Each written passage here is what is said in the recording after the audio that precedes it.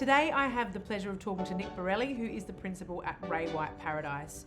He's been with the group for over 8.5 years when he started his career as a sales associate, built a high volume business, a large EBU with 5 members, chairman's elite agent, turning out more than 130 deals a year. Nick, thank you so much for joining me today. Thanks, Beef. Thanks for having me. Okay, so I'd like to go back to the beginning of your story before you got into real estate. So a bit of an interesting journey for you, probably far too smart to be in real estate. On the pathway for university, tell me what happened along the way. Yeah, so got into real estate probably the long way around. Did uni for a short period of time. It was an international business and finance degree. Probably something I shouldn't have been doing. I just followed one of my best mates into uni at the time. It was the easier way to get him to enroll for me. So after 12 months, found out that wasn't for me. Couldn't really see myself, being an accountant behind a computer looking at numbers all day. So I did have a friend who was looking for some help at his work. Early morning, produce wholesaling. So I thought, you know what? Finished not doing uni anymore, may as well just try and make a little bit of money in the mornings while I'm looking at maybe getting into a new degree or another job. And what was meant to be 12, 15 hours a week turned into 8.5 years there. Wow. Which was good. Yeah, loved where I worked, loved the family, loved the business, but sort of fell into real estate after that. Yeah, so how did that change? Because obviously you didn't mean to be working in that job that you were, but 8.5 years, and you built yourself into that role. What made you go into real estate? What caused that change? So it's probably been about 10 or so years now. I felt quite ill when I was working at my old workplace. I don't think the doctors ever found out what it was. It was like an airborne bacteria type thing. So long story short, just caused multiple organ shutdown. Wow.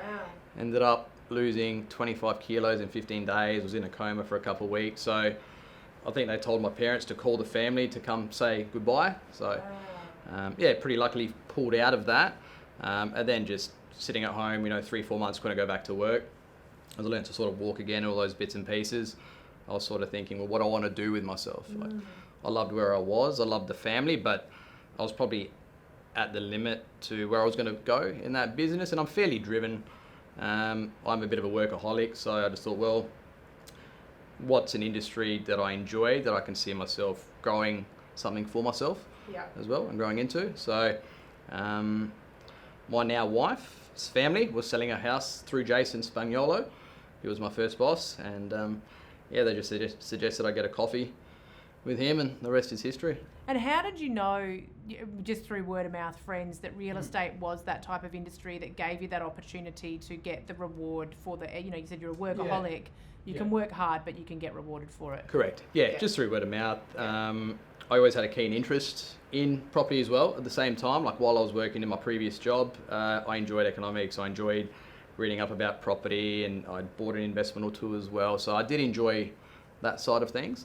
I probably had a different idea as to what real estate really is, now versus when I was getting into the industry, but I do love it. So you thought you'd just be given a BMW when you first walked in? Lots of coffees. Far from that. Okay, well that's interesting that you had that perception of real estate and then you found out what it really was and that you persevered. So talk about those early years. You mentioned working with Jason Spagnuolo. He is now your business partner. So talk about your first role and what you did and how you kind of got through that change of realising what was actually you had to step up and do every day versus what you thought you were getting into. Yeah, so I think at the time, 8.5 years ago when I did start with Jason, EBUs were a sort of a new thing. Not too many people were sort of running an EBU. So I think I was Jason's first sales associate. He had Ryan Evans, sort of an admin associate, and I was a sales associate there. So we basically winged it for a year or two, just trying to figure out what to do. So I did a lot of the running around for the team, a lot of the down and dirty work. I swear I wanted to quit every 4 to 6 weeks. I was pulling the pin, and Jason's like, look, just stick it out. It'll come. It'll happen. So from open inspections, assisting with that, inquiries, letter writing. We wrote a lot of letters and posted the CMAs, handwritten script for every single one. So creating those, posting those, did a lot of that sort of stuff. And like the business model that you came into, some people will know from the Norwood business that you've come out of to create your partnership with Jason. It's a relationship model. It's running a database, a high volume database. So let's just talk about when you joined Jason's team. How many people would you be talking to? How many? You mentioned the pieces of collateral you send out, but how many touch points with each person over a year? They would have probably got, the first year was probably less relationship building for me, and obviously Jason was doing that, but I think touch points were 6, 8 touch points from CMAs, calls every 6 months, a CMA or a report every 3 months, thank you cards, little Erics, so people getting emails as well. Probably 6 to 8 touch points from us a year. And has that built a framework that you continue to model today in your business? Okay. So high touch point, really good. You mentioned to me before that you feel that one of your strengths is around building trust and relationships. So how would you do, you meet me at an open home, you don't know me, how does that look? What kind of experience do I get from you over the time? Yeah, so I'd meet you at an open home. You have no intention of selling. You're just one of the neighbours up the road. I'm starting to see it now, being 8 or 8.5 years in the business, where those people that I met 6, 7, 8 years ago, the relationship has gone from never doing anything to wanting to maybe think about doing something with in real estate. So it was just lots of gentle touch points. I like to provide a bit of information as well, and just again build a bit of a relationship with people, find out about them, let them know a little bit about me, so it's actually a proper relationship. So if there's something that happens on the street, and I'm pretty religious with when people get touch points from me. So it could just be, hey, how you going? Haven't seen you for a while, versus, look, your neighbour ended up selling. So whenever I do call them, there's a reason behind it as well. And slowly over time, that just helps to build trust with them. And it's so interesting because that is obviously a model that is spruiked, but it is actually not put into practice by the majority of the industry. So how do you motivate yourself to talk to someone for 8 years who is not thinking about doing anything in real estate? So you're making no money from the time and effort that you're putting into that relationship. I just think there's plenty of harder, worse things that I could be doing. Could be out in the sun, out in the cold, digging, working a physical job. I think if I have to pick up the phone and speak to someone for 30 seconds, it's not too hard. Okay. I have music in the background as well, and the headphones, that helps keep me motivated between the calls. Okay. Yeah. So if we go back, so you started, you were doing everything, you were a dog's body, then you start to build your own database within the team.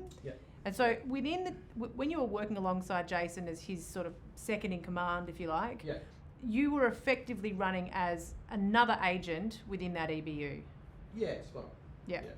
And so what I think is quite interesting about your career is you stayed in the team for 3.5 years. 3.5. So you came in with ambition, you wanted the reward. So many young agents and sales associates are just champing at the bit to get out. Why did you stay in the team as long as you did? I enjoyed working with the team. We're all very close. Now, one of the other sales associates is also a business partner with Jason down at Ray White Grange. So we've built really good relationships with each other. And I think the one thing that was really instilled with us early on was we are a team, we're achieving this all together. So all the accolades that Jason was achieving at the time, it was us achieving that, because we all knew that it takes all of us working together in order to do that. So firstly, enjoyed working with the team and achieving something together. That was one thing, but I also really wanted to get myself comfortable and in a position that when I was ready to possibly leave the team, I could hit the ground running with my own associate, as opposed to then starting on my own and then needing to go back and do a lot of those other sort of administrative based tasks, which I've never really done. Yeah, so rather than leaving earlier and having the whole burden of running your business on your own, you wanted to set it up to such a level whereby you come out with a team from the get-go. Correct, yep. And then I did doubt myself a little bit as well. Am I going to be able to do this on my own? So that I maybe could have done it a year sooner, but I just think I needed a extra year of convincing myself that I can do this. And like we talked about volume before, with volume of database and volume of calls and relationship management, but you mentioned when you first stepped out, you were already writing 35, 40 transactions inside the team. I mean, we have some Chairman's Elite businesses that don't even write that number of sales. You were writing that many sales before you stepped out. Talk to me about how volume is so important in your business. It just creates more opportunities. I think real estate's just a numbers game. If you're going to speak to 30 people a day versus 90 people a day, you're going to have 3 times more opportunities pop up. So with us, I think we've been very fortunate. In the areas that we work, a lot of first home buyer market, so they do sort of transact a little bit more frequently, but we did more opens, we met more buyers, more opportunities popped up. So it just sort of scales and builds from there. So let's move forward. You've stepped out. You're a leader for the first time, and you come into already managing a person straight off the bat. How did you find that transition to going from being within a team, having someone else calling the shots, to now you're in that position yourself? I think I did okay. Like my first associate, Zach, he was just a really relaxed, easygoing country kid. You might remember him. So so he was a little gopher, would do absolutely everything. So that really helped, having someone willing just to listen, learn, and do what was asked of them. I was fortunate being in the position that I was, that I always could lean on someone like Jason. I'm having trouble here. What do I say there? What's the best way of managing there? So that sort of helped that first year or so as I built my experience in leading someone as well. What I want to ask you about is letting go. So you are, I remember Jason saying about you once that you are like a steam train. Like once you get going, you're like a locomotive, you just don't stop. Yeah. So not everybody has that level of work ethic, ability to, Suzanne, you talked about 80 hours of work before. Most people can't do that. How do you go from excelling in a high performing team, being a high performer yourself, and then having people come and work alongside you who 9 out of 10 people aren't going to be able to match what you do? Did you struggle in your level of expectation with what someone else would bring into the team? Was that something you had to work on with yourself? Yeah, and still now. I think a little bit. One thing I have learned is that everyone is different, and no point trying to really mold someone to be exactly the same as you. Everyone has their own strengths. Everyone works a little bit differently, and I think when we did start together and that Ray White Norwood business, we have a lot of people that are very similar. So I think we're just fortunate that when we started, a lot of people with same work rates, ambitions, structure, systems, and we thought, okay, this is what everyone's going to be like, which we've sort of realised that everyone does things a little bit differently. So at the start it was hard. I don't let go of a lot of things which I probably should let go of, and that's probably a detriment to myself. Probably adds to sometimes the hours that go into the week, but it just helps with my anxiety sometimes, just doing the work. So So now, we won't even talk about the business ownership yet, but you now run a team of 5. So what are the roles? What do the people do within the team now? You've obviously created specialists almost within your team. Some people who look after admin, others who are prospecting, different levels of sales associates. What do those roles look like? So we've got Chloe. Chloe at the moment is a team administrator, but she's also a campaign manager for the new business that we've started. So she's wearing 2 hats. It's doing a great job. So she sort of just takes care of everything and makes sure everything's in order. I've got 3 sales associates. Andrew and Nick, they've been with me for 2.5 years now, maybe a little bit longer. They're basically solo agents in the team. They're doing their own thing, they're building their own careers, they're listing their own property. They're there just to assist with the volume and the opens and the inquiry and the missed calls and things like that. So for me personally, like my real goal now is to build them and get them to get to a point where they're too busy and it's time for them to leave the team. And we've also got Christian, who's been with me for about 6 months. He's a young green agent, and his role is just a prospect. Yeah. Cold call. Yeah. So I'd like to ask you about the data, the division of data. We touched on you do run a big database. So how many people are you personally responsible for looking after? Probably two to 2,500. Okay, Somewhere between 2,500 people that Yeah, I look after. you have to call. Yeah. So how many hours a day would you say does that take to look after? More than I'm committing at the moment. So I would say to do properly, you would probably need 5 hours a day into the database. Yeah, which is historically what you've done. Yeah, historically, yeah. So what I want to ask is, I'm Andrew, I'm Nick, I'm Christian, I'm working in your team. Yeah. What's your attitude towards the way, you said they're their own agents, how do they build data when they're working alongside of you? I think after eight and a half years, I've managed to build relationships with people. There's past clients as well. So a lot of that 2,500 ends up being people that I have known for a long time, or people that I've sold for and been referred to or sold, sold to. So with me, like adding new bits of data isn't my focus.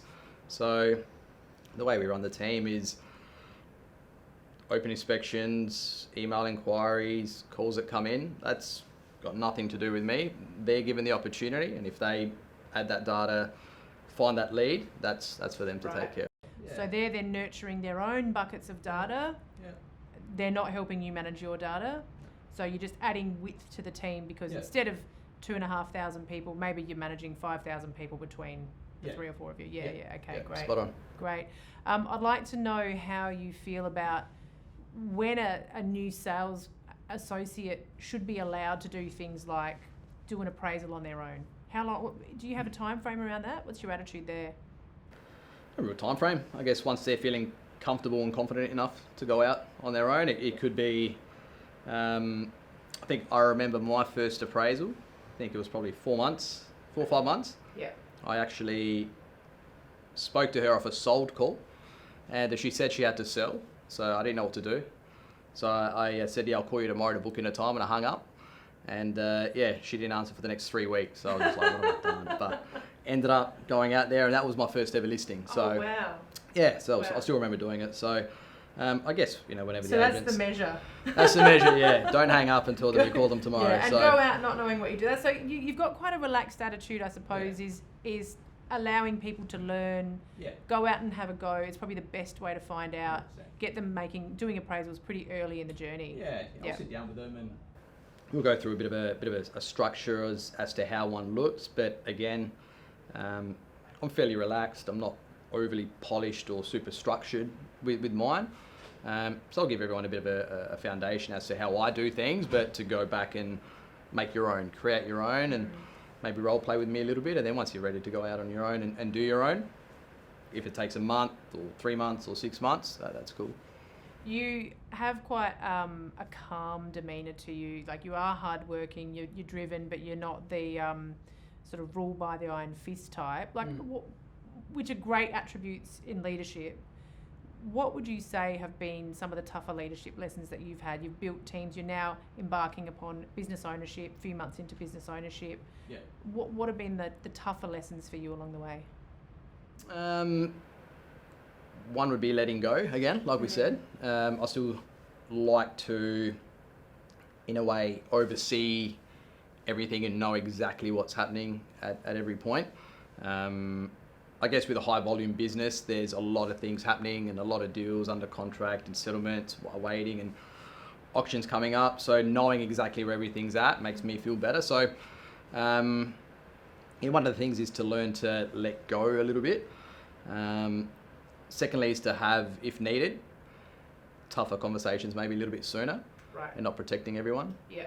I never like making anyone feel bad, but I know in my role now, don't have to make them feel bad, but just to have the right conversations at the right time, not delay them. Yeah. It's probably protecting more myself trying to delay conversations like that. Yeah. Okay. Yeah.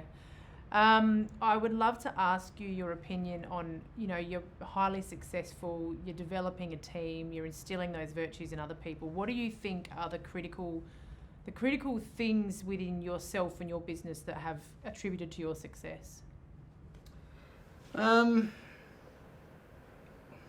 sure, to be fair. I think I like to lead by example. That's one thing. I'm very patient with people.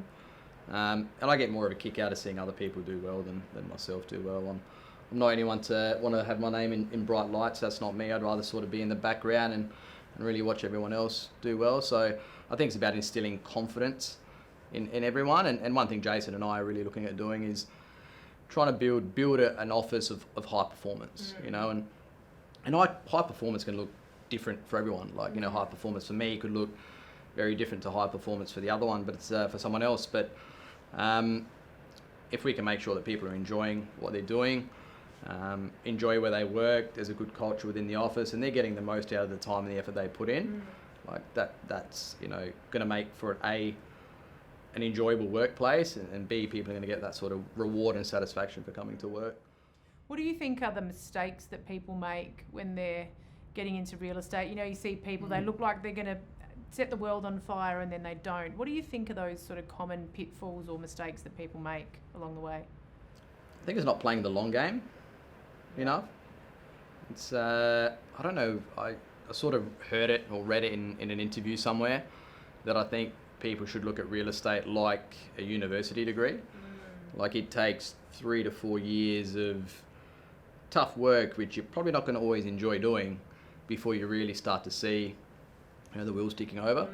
So I think it's that people just sort of want that instant gratification, which it's an industry where it's you're unlikely to get that instant gratification. Yeah, that's very, very good advice. I have a final question for you, which is, what is something that we might not know about Nick Borrelli? Oh, jeez. Not know about me. A surprise. What's a surprise? Many moons ago, lifetime ago, I used to DJ. You knew that, but yeah. Do you still get on the decks, on the wheels of steel? No. Not for a long time. No. Nah, not for a long time. But it was something I did enjoy doing for a while. Yeah. Awesome. Yeah. Nick, that has been an absolute delight. Thank you so much for sharing your insights, and all the best with a new business. Thanks, B. Thank you. Cheers.